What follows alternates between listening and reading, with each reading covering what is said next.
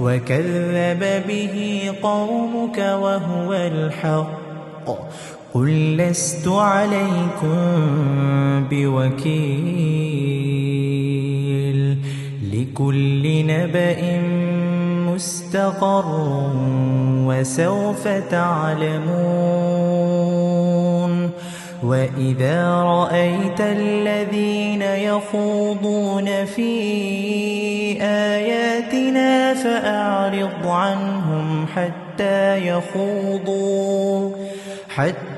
يخوضوا في حديث غيره وإما ينسينك الشيطان فلا تقعد بعد الذكرى مع القوم الظالمين وما على الذين يتقون من حسابهم من شيء ولكن